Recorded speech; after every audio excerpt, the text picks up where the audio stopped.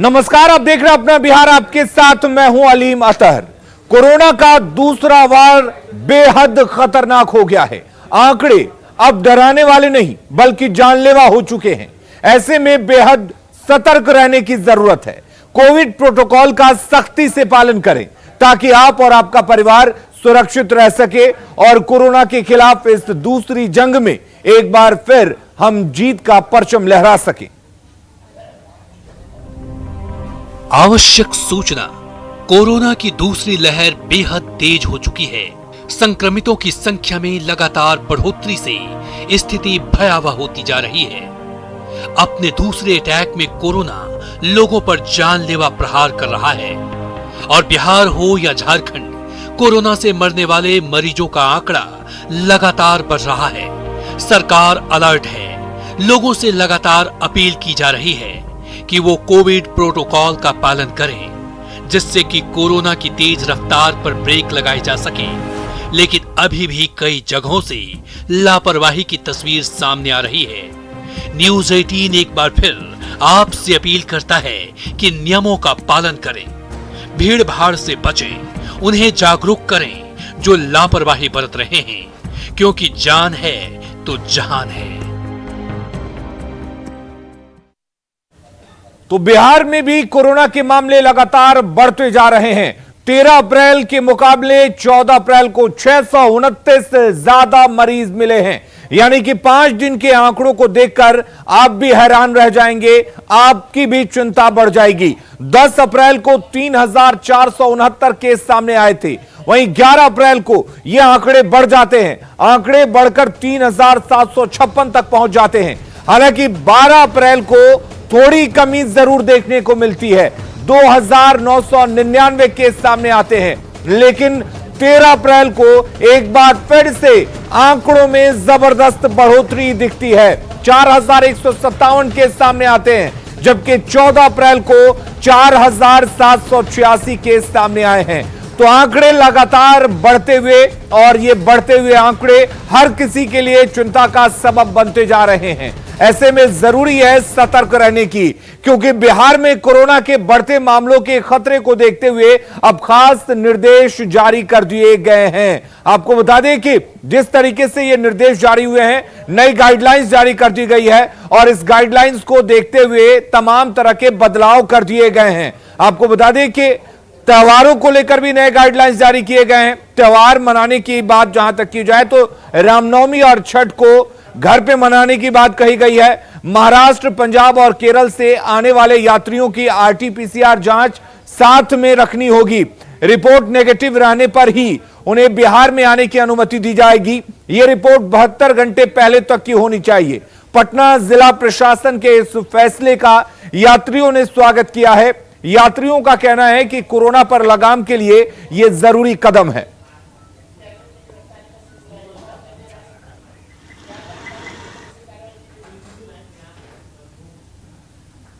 उधर कलकत्ता में चेक किया। अच्छा, कलकत्ता में एयरपोर्ट में जितना जो चेक होता है वैसे चेक किया। अच्छा, हाँ, किया चेक।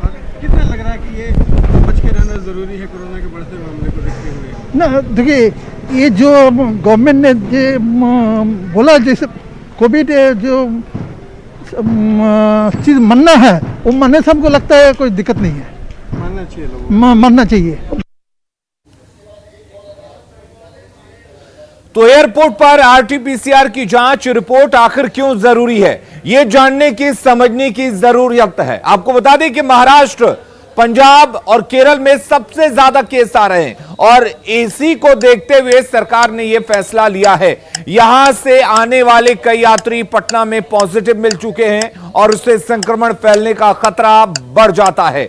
बिना जांच के आने से खतरा और भी बढ़ जाएगा, क्योंकि अगर मालूम नहीं होगा कि इस शख्स को कोरोना है, ऐसे में वो कई जगह जाकर संक्रमण फैला सकता है। समझदारी दिखाएंगे तो सुरक्षित रहेंगे। नेगेटिव रिपोर्ट आने पर ही यात्रा करने की जहमत उठाएंगे। अगर रिपोर्ट नेगेटिव आती है तभी यात्रा करेंगे, अगर रिपोर्ट पॉजिटिव आती है तो आप यात्रा नहीं कर सकेंगे। और कोरोना के कारण पटना में त्योहारों को लेकर नई गाइडलाइंस जारी कर दी गई है। आपको बता दें कि सार्वजनिक स्थलों पर त्योहार नहीं मनाए जाएंगे। नए गाइडलाइंस के मुताबिक ये आदेश दिए गए हैं। लोग घरों में ही रामनवमी मनाएं, यह कहा गया है। इसके साथ ही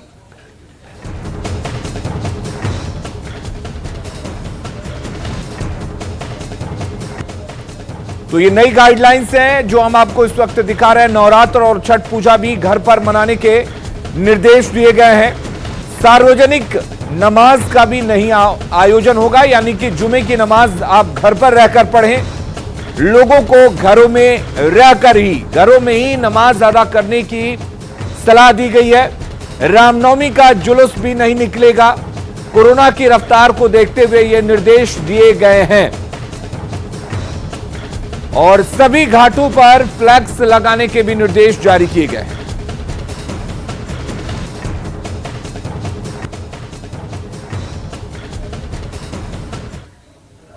ऐसे में अब यह जानने की जरूरत है, समझने की जरूरत है कि आखिर त्योहारों के पीछे नए गाइडलाइंस क्यों दिए जा रहे हैं। यह समझ लेते हैं। दरअसल सार्वजनिक स्थल पर भीड़ नहीं होने से खतरा घटेगा, यानी कि अगर भीड़ नहीं लगेगी तो संक्रमण का खतरा कम होगा। एक दूसरे से संपर्क में लोग नहीं आएंगे तो कोरोना का जो चेन है वो ब्रेक होगा। चेन ब्रेक होने से केस में धीरे धीरे कमी आएगी और केस घटने से राज्य में हालात जो हैं वो सुधरेंगे और कोरोना संकट से पार पाने में इससे मदद मिलेगी। तो ये मकसद है सरकार का और यही वजह है कि प्रशासन ने, सरकार ने त्योहारों को लेकर नए गाइडलाइंस जारी किए हैं। पटना में 14 प्राइवेट अस्पताल को भी कोविड केयर अस्पताल बनाया गया है, जिसमें 199 बेड हैं। इस प्रकार से वो अस्पताल हैं। 47 प्राइवेट अस्पताल में कुल 985 बेड मिल जाएंगे।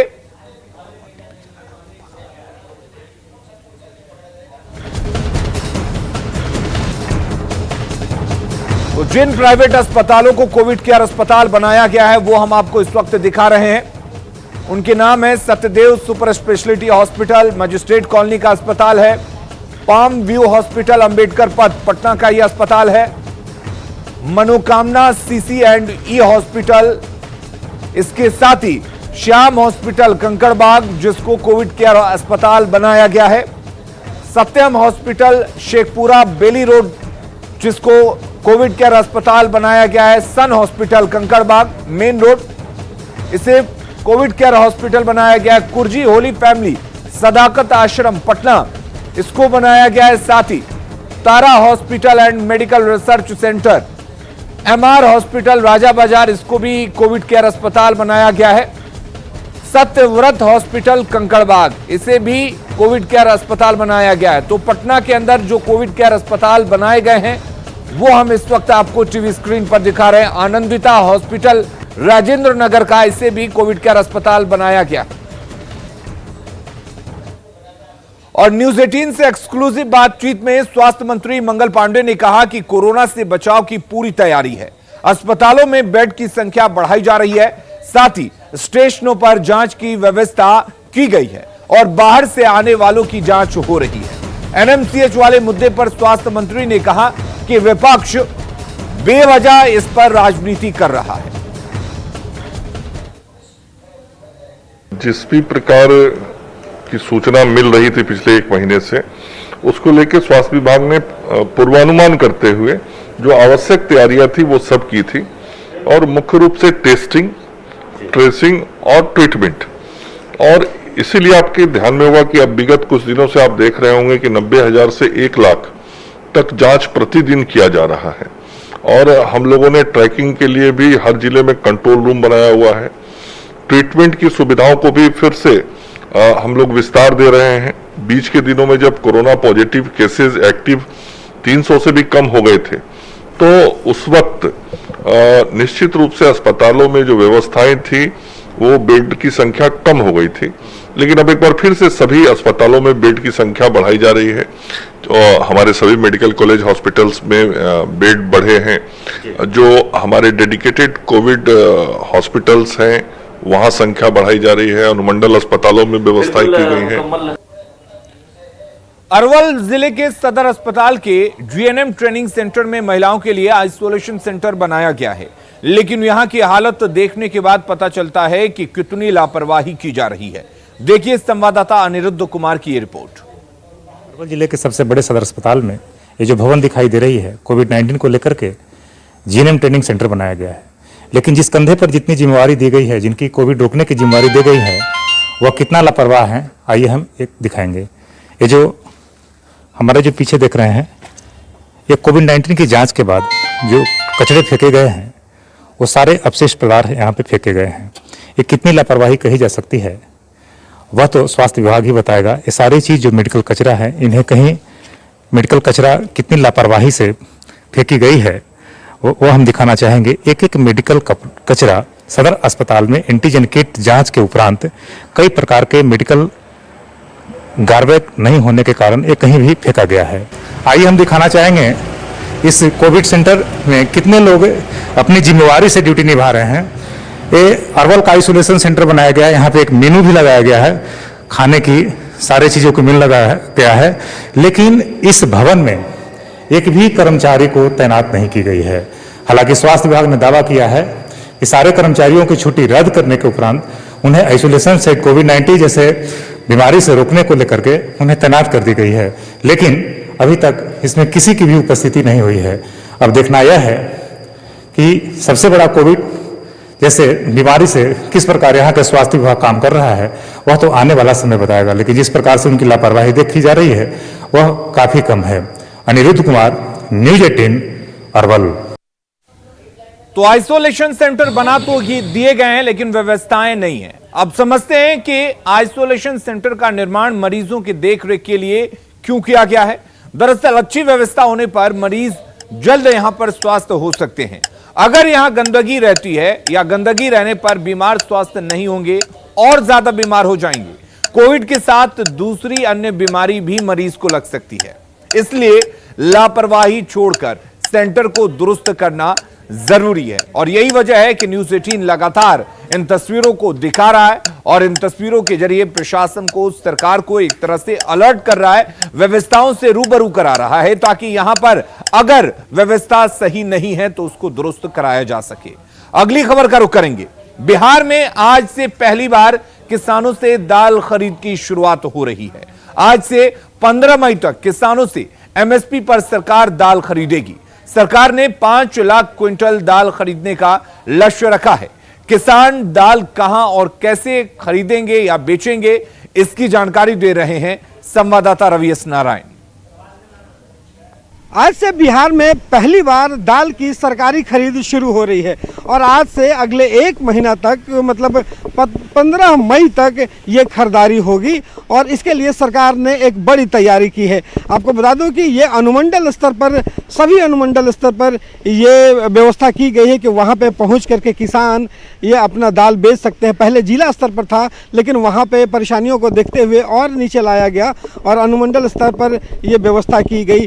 सरकार जो है वो उसने व्यवस्था की है कि जो समर्थन मूल्य है वो दाल का 5100 रुपये प्रति क्विंटल के हिसाब से तय किया गया है, जो काफ़ी बेहतर माना जा रहा है।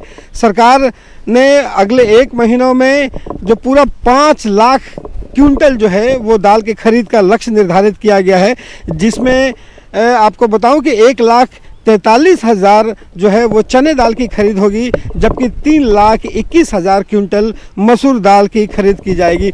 इसके लिए सरकार ने कहा है कि जो भी किसान है वो पहले नेफेड के साइट पे जाएंगे और वहाँ पे साइट पर जाने के बाद ई समृद्धि जो है उस पर जाकर के ई समृद्धि ब्लॉक पे वहाँ पे वो जाकर रजिस्ट्रेशन करवाएंगे और रजिस्ट्रेशन करवाने के बाद उसी दिन वो अपना दाल बेच सकते हैं। तो माना जा रहा है कि आज से एक बेहतर शुरुआत की गई है, जहाँ से किसानों को काफ़ी लाभ पहुँचेगा कि अपना जो धान है, अपना जो दाल है वो किसान जो है सरकार को बेच सके और इसके लिए जो समर्थन मूल्य है वो भी काफ़ी बढ़िया तय किया गया है। तो अगले 1 महीनों में कहा जा सकता है कि जिस ढंग से दाल की सरकार ने पहली बार सरकारी खरीद की शुरुआत की है, इससे किसानों को काफ़ी लाभ पहुंचने वाला है। कैमरा पर्सन अजय दुबे के साथ रवि एस नारायण, न्यूज़ 18 पटना। और वहीं दाल की खरीदारी पर कृषि मंत्री अमरिंद्र प्रताप सिंह ने क्या कुछ कहा है, सुनते हैं संवाददाता अमित कुमार से कृषि मंत्री की खास बातचीत। हमारे साथ इस वक्त मौजूद हैं बिहार के कृषि मंत्री अमरिंद्र प्रताप सिंह जी। बात करते हैं, जानते हैं सर, पहली बार दाल की खरीदारी जो है और गेहूं की खरीदारी जो है वो बिहार सरकार करने जा रही है, क्या तैयारी है? तैयारी है, हम लोग खरीदेंगे। एमएसपी का जो लाभ है, दाल उत्पादक जो किसान हैं उनको भी हम लाभ देने के लिए, और हमारी सारी तैयारी पूरी हो गई है। दलहन क्षेत्र हमारे यहाँ काफ़ी समृद्ध है। दलहन तो है, हम लोग ने जनरल वैसे तय किया है 5160 रुपये, लेकिन अंतिम रूप से और कुछ होगा उसमें। हम चाहते हैं कि दाल क्षेत्र में या जहाँ भी दलहन के इस प्रकार के प्रक्षेत्र है तो इंच इंच धरती पर किसान दलहन पैदा करें। अमित कुमार, न्यूज़ 18 पटना। तो दाल खरीद से क्या किसानों के हालात बदलेंगे, ये समझने की कोशिश करते हैं। अगर सरकार दाल खरीदेगी तो किसानों को इससे मदद मिलेगी। अपने अनाज को बेचने के लिए किसानों को मजबूर नहीं होना होगा। तय कीमत मिलने से उनकी आर्थिक स्थिति भी बदलेगी और औने पौने दाम पर खरीदकर कालाबाजारी करने वालों के लिए एक झटका होगा। सही मूल्य मिलने से अधिक दाल का उत्पादन होगा, किसान प्रेरित होंगे, ज्यादा से ज्यादा दाल की पैदावार करेंगे, दाल की खेती की तरफ उनका ध्यान जाएगा। और इस वक्त रुक करेंगे एक बड़ी खबर की। दानापुर से बड़ी खबर आ रही है, जहां पर बालू लदे ट्रॉली पलटने से 3 मजदूरों की मौत हो गई है। निर्माणाधीन पेट्रोल पंप के गड्ढे में ट्रॉली पलटा है।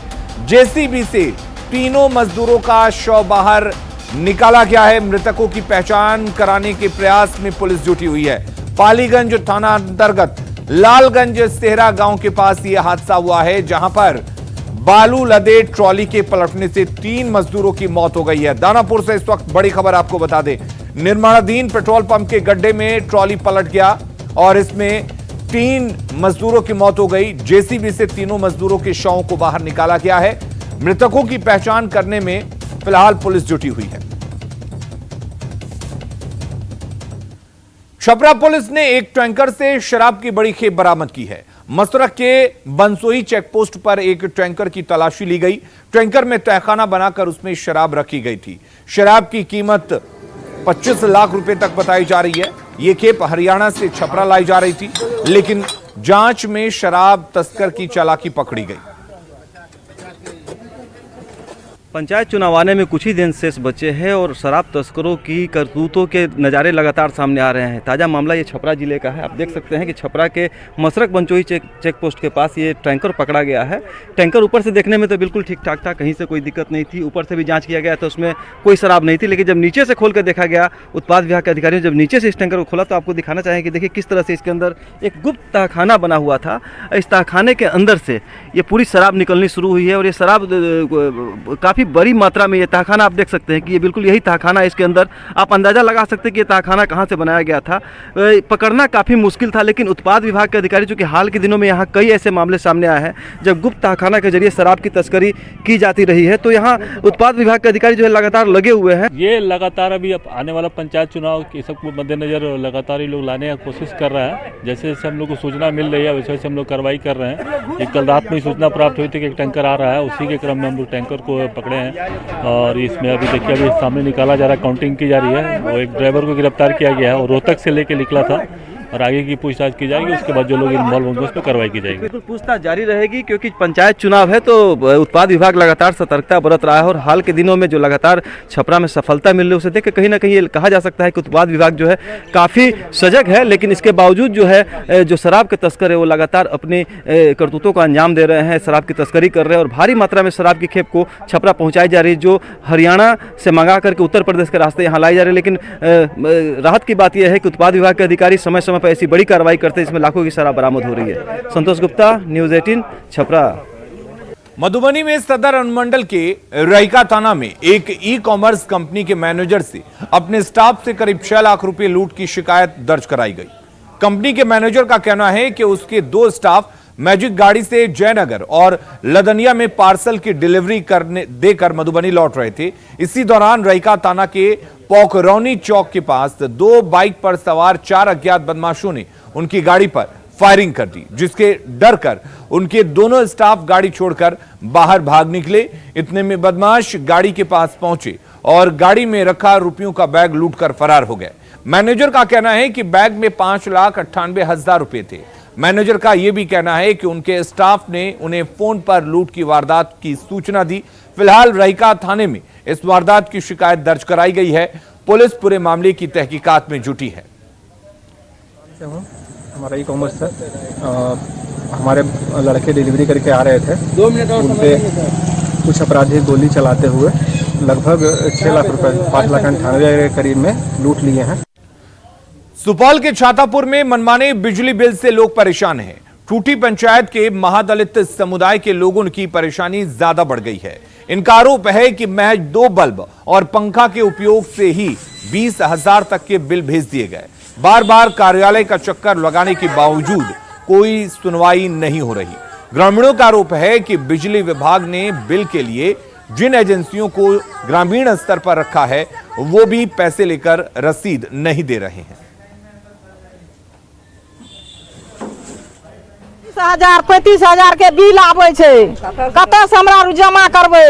सिर्फ 2टा बल्ब जलाबै छियै, 12,000 टका जमा के लिए गहना जबर बेच के। मेरा बिल 10,000 आया है। कितना बार आवेदन दिए हैं बीरपुर जा करके, दौड़ दौड़ कर जाते हैं बीरपुर में कोई सुनवाई नहीं होता है, रसीद भी नहीं कोई आता है, बोलता है कि कल जाएंगे परसों जाएंगे। प्रोविजन है कि पैसा लेना है ऑन स्पॉट, लेकिन उसके बदले में उनको रसीद वहीं पे देना है प्लॉट पे।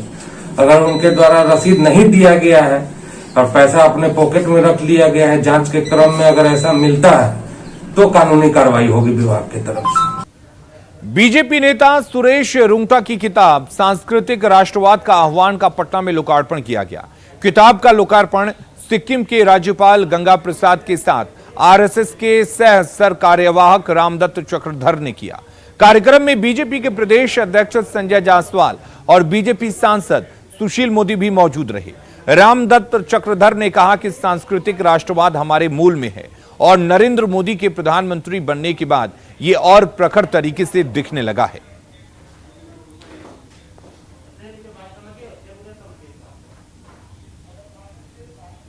देश की सांस्कृतिक जो प्रवाह है वो उसमें से परिलक्षित होता है, उसमें से दिखाई देता है। अभी कोरोना के कालखंड में उसका और बहुत गहराई से हम सबको अनुभव हुआ। पूर्वांचल के बंधु जब संकट में थे तो किसी ने नहीं सोचा कि हमारे अपने नहीं हैं, भले वो ईसाई ही क्यों ना हो, सब लोगों ने खुलकर सहयोग किया। अम्बेडकर की मृत्यु के बाद भी आज भी उनकी दर्जनों पुस्तकें, उन्होंने जो पुस्तकें लिखी है, thoughts on Pakistan, Ranade, Gandhi and Jinnah, who were the Shudras, the untouchables, Buddha in his Dhamma, annihilation of caste, उनके भाषणों के संग्रहण को छोड़ दीजिए और एक एक पुस्तक के द्वारा उन्होंने अपनी बातों को, अपने समाज को और जिस प्रकार से जागृत करने का काम किया है। हमारी राष्ट्रीय जो राष्ट्र भाव है, राष्ट्रीय एकता है, इसको कहीं ना कहीं बताता है कि हमारे पूर्वजों में तो था, पर जो मैकाले की जो शिक्षा थी उसमें हम सब पिछड़ गए हैं। इस तरह की पुस्तकें उसको फिर एकत्रित करती हैं।